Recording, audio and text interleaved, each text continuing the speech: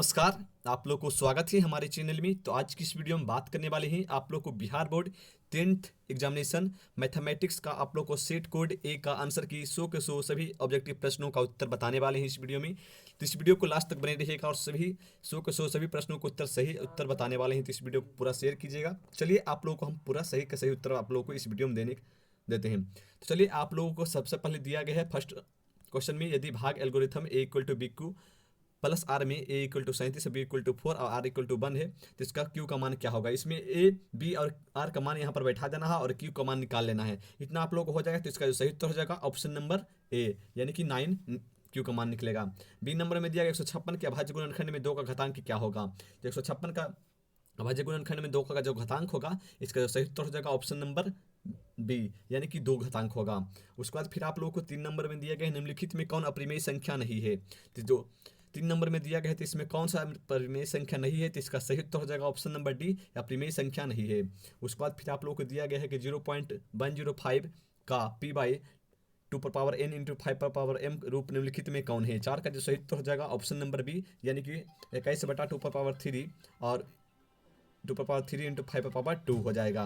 उसके बाद फिर आप लोग को 5 नंबर में दिया गया निम्नलिखित में कौन परिमेय संख्या है।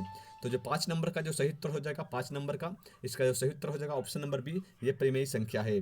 6 नंबर में फिर दिया गया है निम्नलिखित में से किसका दशमलव प्रसार शांत है। इसका जो सही उत्तर हो जाएगा, तो इसका जो आप लोग को उत्तर है आप लोगों को हम कमेंट बॉक्स में दे देंगे। इसका सही उत्तर आप लोगों को हम कमेंट बॉक्स में बता देंगे। उसके बाद फिर देखिए 7 नंबर में दिया गया है कि 2 घन पूर्णांकों का ए और बी के लिए मस इंटू लस बटा ए बी बराबर है किसके बराबर है। तो इसका 7 नंबर का जो सही उत्तर हो जाएगा ऑप्शन नंबर ए 1 के बराबर है। फिर 8 नंबर में दिया गया है निम्नलिखित में कौन सा युग्म अभाज्य संख्या है। तो इसका जो सही उत्तर हो जाएगा 8 नंबर का ऑप्शन नंबर बी, यानी कि 18 25। उसके बाद फिर 9 नंबर में दिया गया निम्न में से कौन यौगिक संख्या है। 9 नंबर का जो दिया गया है इसका सही उत्तर हो जाएगा ऑप्शन नंबर बी, यानी कि 21 इसका सही उत्तर है। फिर 10 नंबर में दिया निम्नलिखित में से कौन अभाज्य संख्या है। 10 नंबर का जो सही उत्तर हो जाएगा ऑप्शन नंबर डी, यानी कि 31 एक अभाज्य संख्या है। उसके बाद 11 नंबर में दिया गया है 2 संख्याओं का मासा 27 एवं लस 162 है, यदि उनमें से एक संख्या 54 तो दूसरी संख्या क्या होगी। 11 का सही उत्तर हो जाएगा ऑप्शन नंबर डी, यानी कि 81 हो जाएगा। इसका सही उत्तर हो जाएगा 81। फिर आप लोग 12 नंबर में दिया गया संख्याएं 12 15 एवं 21 का मासा क्या होगा। तो 12 का जो सही उत्तर हो जाएगा ऑप्शन नंबर ए, यानी कि 3 हो जाएगा। फिर 13 नंबर में दिया गया है 13 नंबर किसी धनात्मक पूर्णांक क्यू के लिए प्रत्येक धनात्मक विषम पूर्णांक रूप होता है। 13 का सही उत्तर हो जाएगा ऑप्शन नंबर सी, यानी कि 6q+1। फिर 14 नंबर प्रत्येक परिमेय संख्या होती है। 14 का जो सही उत्तर हो जाएगा ऑप्शन नंबर ए, एक प्राकृतिक संख्या। इसका सही उत्तर हो जाएगा एक प्राकृतिक संख्या। 15 नंबर दे 22/7 एक है, जिसका सही उत्तर हो जाएगा 22/7 क्या है। तो 15 का जो सही उत्तर हो जाएगा ऑप्शन नंबर बी, एक अपरिमेय संख्या है 22/7। उसके बाद फिर आप लोगों को दिया गया है आगे द्विघात बहुपद के स्नोक की संख्या कितनी होती है। 16 का जो सही उत्तर हो जाएगा ऑप्शन नंबर बी, यानी कि 2 होती है। फिर 17 नंबर में दिया गया है निम्नलिखित में से कौन बहुपद नहीं है। तो 17 नंबर का जो सही उत्तर हो जाएगा ऑप्शन नंबर सी, ये जो है 1/x-1 ये बहुपद नहीं है। तो आप लोग इस वीडियो को ज़्यादा से शेयर कीजिए और साथ ही जिस कैंडिडेट का सेट कोड ए है उन तक ये वीडियो जरूर पहुँचाइए। और इसमें 100 के 100 सही प्रश्नों का उत्तर आप लोग को देने वाले हैं। उसके बाद फिर 18 नंबर में दिया गया यदि P X equal to Q X into G X और पी एक्स का घात 7 है एवं जी एक्स का घात 3 है, तो P X by G X का घात होगा। तो 18 का जो सही उत्तर हो जाएगा ऑप्शन नंबर बी, यानी कि 4 होगा। उसके बाद फिर 19 नंबर में दिया गया है कि यदि बहुपद पी एक्स का एक शून्यांक है -2 है, तो निम्नलिखित में से कौन पी एक्स का एक गुणनखंड होगा। 19 का जो सही उत्तर हो जाएगा ऑप्शन नंबर बी x+2। फिर 20 नंबर में दिया गया यदि बहुपद x² - 4x+1 के शून्य अल्फा बीटा, तो अल्फा इंटू बीटा का मान होगा। तो जो 20 का जो सही उत्तर हो जाएगा 20 का जो सही उत्तर होगा ऑप्शन नंबर बी, यानी कि 1 होगा। फिर 21 नंबर में दिया यदि बहुपद 6x³ - 11x² - 3x+2 के शून्य अल्फा बीटा गामा है, तो अल्फा बीटा बीटा गामा और गामा अल्फा का मान होगा। 21 का सही उत्तर हो जाएगा ऑप्शन नंबर सी, यानी कि -1/2। 22 नंबर में दिया गया यदि बहुपद x² - 3x+1 - 5 के शून्य अल्फा बीटा हो, तो अल्फा +1 इंटू बीटा +1 का मान होगा। 22 का जो सही उत्तर हो जाएगा ऑप्शन नंबर सी, यानी कि -4। फिर 23 नंबर में दिया गया यदि बहुपद x² px - q के शून्य एक दूसरे के व्युत्क्रम में हो, तो q का मान क्या होगा। तो इसका सही उत्तर हो जाएगा 23 नंबर का ऑप्शन नंबर ए, यानी कि -1 होगा। उसके बाद फिर आप लोगों को 24 नंबर में दिया गया निम्नलिखित में से कौन एक द्विघात बहुपद है जिसके शून्य -2 और 6 है। जिसका सही उत्तर हो जाएगा अल्फा ये है और ये बीटा है। इसको अल्फा प्लस बीटा और अल्फा इंटू बीटा करके आप लोग निकाल लीजिएगा। 24 का सही उत्तर हो जाएगा ऑप्शन नंबर ए हो जाएगा। उसके बाद फिर आप लोग 25 नंबर में दिया रैखिक समीकरण युग में 2x-3y + 2 = 0 से x-9y + 5 के कितने हल होंगे। तो इसका सही उत्तर हो जाएगा 25 नंबर का आप लोग को a/b करके 2/6, उसके बाद फिर 3/9 इस तरह से करके आप लोग बराबर कर लीजिएगा, बराबर करके देख लीजिएगा। तो इसका सही उत्तर हो जाएगा ऑप्शन नंबर 25 का बी हो जाएगा, कोई हल नहीं है क्योंकि इक्वल नहीं है। उसके बाद फिर आप लोग को दिया गया है के किस मान के लिए समीकरण के x + 2y = 5 तथा 3x + y + 1 एक अद्वितीय हल होगा। तो इसका सही उत्तर हो जाएगा 26 का के किस मान के लिए, तो 26 का सही उत्तर हो जाएगा ऑप्शन नंबर बी के ≠ 6। उसके बाद फिर आप लोग को दिया गया 27 नंबर में दो रैखिक समीकरण को लेखाचित्र यदि समांतर रेखाएं हो तो हलों की संख्या होगी। 27 नंबर का जो सही उत्तर हो जाएगा ऑप्शन नंबर ए यानी कि 0 हो जाएगा। फिर 28 नंबर में दिया गया है y-4 = 0 का आलेख कैसी सरल रेखा होगी। तो 28 का जो सही उत्तर हो जाएगा 28 नंबर का ऑप्शन नंबर ए एक एक्स अक्ष के समानांतर हो जाएगी। उसके बाद फिर आप लोग कैसे निकलेगा, तो y = -4 है तो 4 इधर जाएगा, y = 4 हो जाएगा तो एक्स अक्ष के समानांतर हो जाएगा। उसके बाद फिर आप लोग को 29 नंबर में दिया गया 2x + 3y = 11 और 2x - 4y = -24 हो। तो 29 का जो सही उत्तर हो जाएगा ऑप्शन नंबर डी। इसका सही उत्तर होगा ऑप्शन नंबर डी x = -2 और y = 5। उसके बाद फिर दिया गया है निम्नलिखित में कौन द्विघात समीकरण नहीं है। तो आप लोग को हल कर लेना है, हल कीजिएगा अलग अलग प्रश्न, अलग अलग ये ऑप्शन को हल कीजिएगा तो आप लोग को द्विघात समीकरण मिल जाएगा जिस पर आप लोग को पावर 2 रहेगा। अगर किसी के पर पावर 2 या 3 हो गया या फिर पावर ही नहीं है तो वो द्विघात समीकरण नहीं कहलाएगा। तो इसका सही उत्तर होगा 30 नंबर का ऑप्शन नंबर सी यानी कि ये होगा। उसके बाद 31 नंबर में देखिए कि किस मान के लिए द्विघात समीकरण है। तो के किस मान के लिए द्विघात समीकरण है, तो के कौन सा मान यहाँ पर बैठेगा जिसकी वजह से ये द्विघात समीकरण है। तो आप लोग एक एक करके आप लोग इसका मान बैठा सकते हैं और बैठाने के बाद आप लोग देख लीजिएगा कि किस द्विघात समीकरण बन रहा है कि नहीं। तो इसका 31 का सही उत्तर हो जाएगा ऑप्शन नंबर डी यानी कि ±9 के लिए। उसके बाद फिर आप लोग को दिया गया है फिर 32 नंबर में दिया गया दी x - y = 6 और x² + y² = 30 है तो x y का मान होगा 32 का जो सही उत्तर हो जाएगा 32 का ऑप्शन नंबर 32 का जो सही उत्तर हो जाएगा ऑप्शन नंबर डी। इसका जो सही उत्तर हो जाएगा ऑप्शन नंबर डी यानी कि -3 हो जाएगा। और सॉरी 31 का जो सही उत्तर होगा ऑप्शन नंबर बी यानी ±4 के लिए।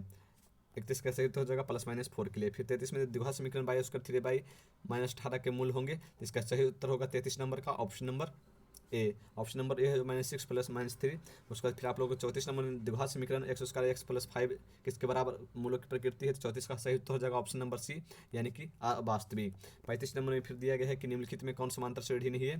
तो आप लोग इसका डी का मान निकाल लीजिएगा, डी का मान इक्वल आएगा जहाँ पर आप लोग पता चल जाएगा कि समांतर श्रेणी यानी कि है कि नहीं। तो आप लोगों को यहाँ 35 का सही उत्तर हो जाएगा ऑप्शन नंबर बी यानी कि √2 √8। उसके बाद फिर आप लोग 36 नंबर में दिया गया 36 नंबर में यदि किसी समांतर श्रेणी का एनवा पद 5 - 3n है तो इसका सार्वधातुक क्या होगा। यानी कि यहाँ पर आप लोग को एनवा पद दिया गया है और सार्वधातुक निकालने के लिए कहा जा रहा है तो आप लोग निकाल सकते हैं। आप लोग पहले T1 T2 निकाल के उसके बाद फिर आप लोग इसका सार्वधातुक निकाल लीजिएगा। तो 36 का सही तो हो जाएगा ऑप्शन नंबर बी -3। उसके बाद 37 नंबर में दिया गया कैसे 18 15 का कौन सा पद शून्य है। तो इसका आप लोगों को टीएनवा पद निकाल लेना है और उसके बाद फिर आप लोगों को पता चल जाएगा कि कौन सा पद शून्य है। यानी कि टेनवा पद निकालेगा तो आप लोगों को Tn = 0 करके आप लोग लगा दीजिएगा फॉर्मूला a + n - 1 × d = 0 और उसके बाद n का मान निकाल लीजिएगा, पता चल जाएगा n का मान कितना है। तो 37 का सही तो हो जाएगा ऑप्शन नंबर बी यानी कि 8वां पद। उसको 38 नंबर में दिया गया है कि समांतर श्रेणी √7 √28 और √63 का चौथा पद क्या है। तो आप लोग एपी से निकाल लीजिएगा। 38 नंबर का जो सही तो हो जाएगा ऑप्शन नंबर डी यानी कि √112। 39 नंबर यदि 2/3 आए और 2 किसी समांतर श्रेणी के 3 क्रमागत पद है तो ए का मान क्या होगा। 39 का सही उत्तर हो जाएगा ऑप्शन नंबर बी यानी कि 4/3।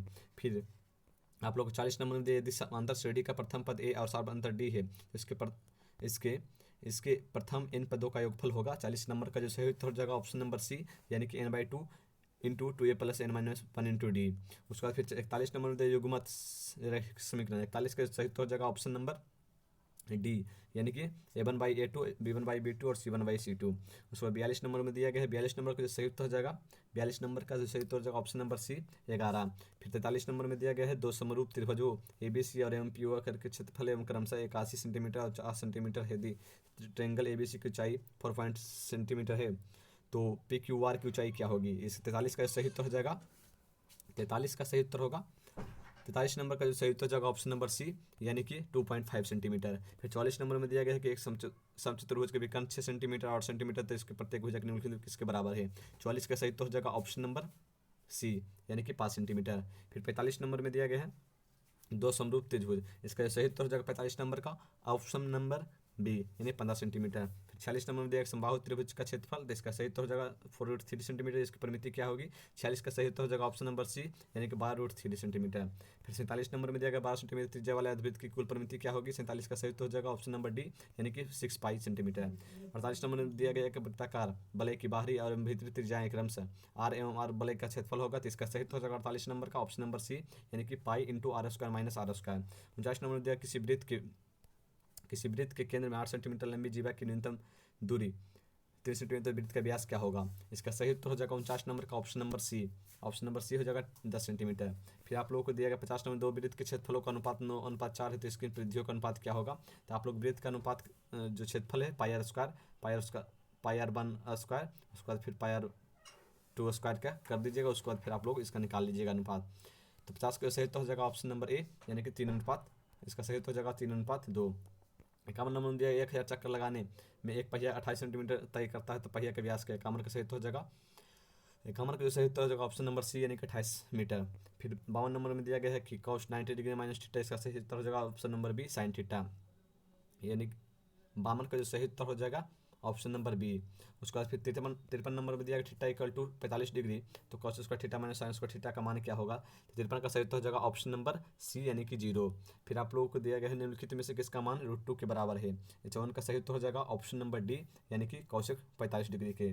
उसके बाद यदि cos 32 degree X equal to और कॉस 58 डिग्री बाई, तो निम्नलिखित में से कौन सा सत्य है? 55 का सही उत्तर हो जाएगा ऑप्शन नंबर ए यानी कि एक्स ग्रेटर देन वाई। उसके बाद फिर 56 नंबर दिया गया है कि यदि theta equal 45 degree tan square theta plus 1/sin square theta का मान क्या होगा? 56 का सही उत्तर हो जाएगा ऑप्शन नंबर सी यानी कि 3। उसके बाद 57 नंबर में दिया यदि sin 45 degree equal to P, तो sin 48 डिग्री का मान निम्नलिखित में से कौन सा होगा? 57 का सही उत्तर हो जाएगा ऑप्शन नंबर सी यानी कि √1 - पी स्क्वायर। 58 नंबर में फिर दिया गया है यदि tan थीटा इक्वल टू 12/5, तो sin थीटा का मान क्या होगा? 58 का सही उत्तर हो जाएगा ऑप्शन नंबर बी यानी कि 12/13। 59 नंबर में दिया गया है 59 नंबर में कि tan थीटा पी बटा क्यू है, तो p sine theta minus q cos theta और p sine theta plus q cos theta का मान क्या होगा? इसका मान बैठाकर आप लोग निकाल लीजिएगा। तो 59 का सही उत्तर हो जाएगा option number D p square minus q square बटा p square plus q square. 60 number का सही उत्तर हो जाएगा 1 + cot square theta into 1 - cos square theta, इसका सही उत्तर हो जाएगा 60 नंबर का ऑप्शन नंबर डी यानी कि 1 हो जाएगा। उसके बाद फिर आप लोगों को 61 में दिया गया है √1 - cos थीटा बटा 1 + cos थीटा, इसका सही उत्तर हो जाएगा 61 नंबर का। 61 नंबर का जो सही उत्तर हो जाएगा ऑप्शन नंबर सी यानी कि cosec theta minus cot theta. 62 number में एक ऊर्ध्वाधर दीवार की लंबाई एवं उसकी छाया की लंबाई का अनुपात 1:3 है, तो सूर्य का नियन कौन होगा? 62 का सही उत्तर हो जाएगा ऑप्शन नंबर ए यानी कि 30 डिग्री।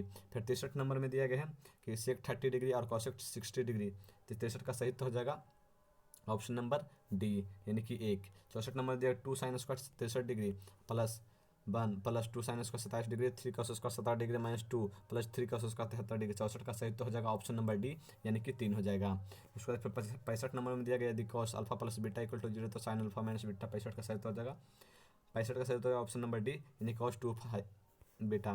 फिर 66 नंबर में बिंदु -2 - 2 भुज है, 66 का सही उत्तर हो जाएगा ऑप्शन नंबर ए यानी कि -2। फिर 67 नंबर दिया एक अक्ष पर किसी बिंदु का बाई नियामक होता है, 67 का सही उत्तर हो जाएगा ऑप्शन नंबर सी यानी कि 0। फिर 68 नंबर में दिया गया है बिंदु 3 - 4 के किस चतुर्थांश में स्थित है, इसका सही उत्तर हो जाएगा 68 नंबर का ऑप्शन नंबर डी चतुर्थ स्थांश में। उसके बाद फिर आप लोग दिया गया है एक अक्ष से बिंदु 5 की दूरी है, 69 का सही उत्तर हो जाएगा ऑप्शन नंबर ए 5। उसके बाद फिर 70 नंबर दिया गया मूल बिंदु से बिंदु एक्स वाई की दूरी क्या होगी? 70 का सही उत्तर हो जाएगा ऑप्शन नंबर बी √x² फिर 71 नंबर में दिए गए बिंदुओं 2 और -2 और -2 और 2 को मिलाने वाली रेखाखंड मध्य बिंदु को निर्देशांक है, तो इसका सही उत्तर हो जाएगा 71 नंबर का। इसका जो सही उत्तर हो जाएगा 71 नंबर का ऑप्शन नंबर, इसका सही उत्तर होगा इसका सही उत्तर हो जाएगा ऑप्शन नंबर बी यानी कि 0 उसके बाद फिर आप लोग को दिया मतलब किसी त्रिभुज का केंद्र 3 है, तो और उसके दो शीर्ष है 2 3 और 1 - 4, तो तीसरा शीर्ष है। 72 का सही उत्तर हो जाएगा ऑप्शन नंबर सी 6 1। 73 नंबर में दिया गया यदि किसी त्रिभुज के शीर्षों के निर्देशांक 0 0 4 0 और 0 1, तो त्रिभुज का क्षेत्रफल होगा। त्रिभुज क्षेत्रफल का फॉर्मूला जानते ही होंगे, उससे आप लोग निकाल लीजिएगा। 73 सही उत्तर हो जाएगा ऑप्शन नंबर सी यानी कि 2 हो जाएगा। 74 नंबर में दिया गया है फिर आप लोग को 74 नंबर में दिया गया है 74 नंबर दिया गया बिंदु 1 - 1 3 और -5 7 के बीच की दूरी क्या है, तो आप लोग दूरी वाले फॉर्मूले से आप लोग निकाल लीजिएगा। 74 का सही उत्तर हो जाएगा ऑप्शन नंबर बी 4√3 का ही। 75 नंबर में दिया गया, 75 नंबर का सही उत्तर हो जाएगा इसका 75 नंबर का सही, इस ये फॉर्मूला है 75 नंबर में, तो 75 नंबर का सही उत्तर हो जाएगा ऑप्शन नंबर ए -2 + -1, ये आप लोगों को ए नंबर हो जाएगा। फिर आप लोग को 76 नंबर में दिया गया, यदि किसी शंकु के वर्ग पृष्ठ का क्षेत्रफल 880 सेंटीमीटर है और त्रिज्या 14 सेंटीमीटर, तो इसकी तिर्यक ऊंचाई क्या होगी। 76 का सही उत्तर हो जाएगा ऑप्शन नंबर बी, इसका सही उत्तर हो जाएगा ऑप्शन नंबर डी, यानी कि 10 सेंटीमीटर। फिर आप लोग 77 नंबर में दिया गया, समान ऊंचाई वाले दो बेलनों के तनों का 9:16 है, तो उनके वर्ग पृष्ठों के क्षेत्रफल का अनुपात होगा। 77 का सही उत्तर हो जाएगा ऑप्शन नंबर सी 3:4। फिर 78 नंबर में दिया गया है कि एक शंकु पूर्ण तरह से सतह क्षेत्रफल 68 मीटर स्क्वायर है और उसकी त्रिज्या की ऊंचाई शंकु के आधार की त्रिज्या की दुगनी है, तो शंकु के आधार का क्षेत्रफल 78 का सही उत्तर हो जाएगा ऑप्शन नंबर ए, यानी कि 6 मीटर स्क्वायर। फिर 79 नंबर में दो गोले के आयतनों का अनुपात 8:27 है, तो उनके संपूर्ण पृष्ठ के क्षेत्रफलों का अनुपात होगा। 79 का सही उत्तर हो जाएगा ऑप्शन नंबर डी, यानी 4:9। 80 नंबर में दिया गया किसी गोले का संपूर्ण पृष्ठ क्षेत्रफल 16 सेंटीमीटर स्क्वायर, गोले का व्यास होगा। 80 का सही उत्तर हो जाएगा ऑप्शन नंबर बी, यानी कि 14 सेंटीमीटर। 81 नंबर में दिया गया है कि बाई अक्ष का समीकरण है, तो बाई अक्ष का क्या समीकरण है, तो 81 का सही उत्तर हो जाएगा 81 का सही उत्तर ऑप्शन नंबर ए, यानी कि x = 0। फिर 82 नंबर में आप लोग को दिया गया है, 82 नंबर में दिया दो घनों के आयतनों का अनुपात 1:27 है, तो उनके कुल पृष्ठों का क्षेत्रफलों का अनुपात क्या होगा। 82 का सही उत्तर हो जाएगा ऑप्शन नंबर ए हो जाएगा, ऑप्शन नंबर ए 1:3। फिर 83 नंबर में दिया गया है कि एक गोला का जिसकी त्रिज्या 2r है, तो उसका आयतन होगा। 83 का सही उत्तर हो जाएगा ऑप्शन नंबर ए, यानी कि 32 πr3/3। 84 नंबर में फिर यदि 6 8 9 और x एवं 13 का माध्य होगा, तो इसका सही उत्तर हो जाएगा ऑप्शन नंबर 84 का बी, यानी कि 14।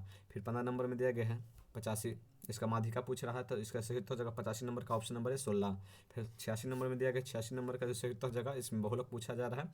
86 का जो सही उत्तर हो जाएगा ऑप्शन नंबर बी, यानी कि 25 हो जाएगा।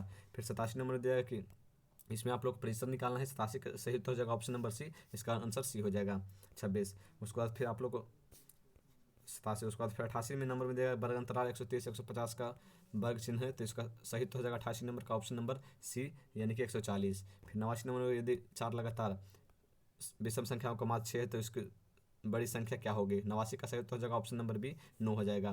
फिर 90 नंबर निम्नलिखित में केंद्रीय प्रवृत्ति की माप नहीं है, तो 90 का सही उत्तर हो जाएगा ऑप्शन नंबर डी, यानी कि परिसर। फिर 91 नंबर में दिया गया है यदि किसी परम्परागत की सारणी का माध्य सदाइश, तो माध्यिका क्या होगा, तो बहुलक निकालना है, तो इसका सही उत्तर हो जाएगा ऑप्शन नंबर सी 45। फिर 91 नंबर में दिया गया असंभव घटना की प्रयोक्ता होती है। 92 का सही उत्तर हो जाएगा ऑप्शन नंबर सी, यानी कि 0।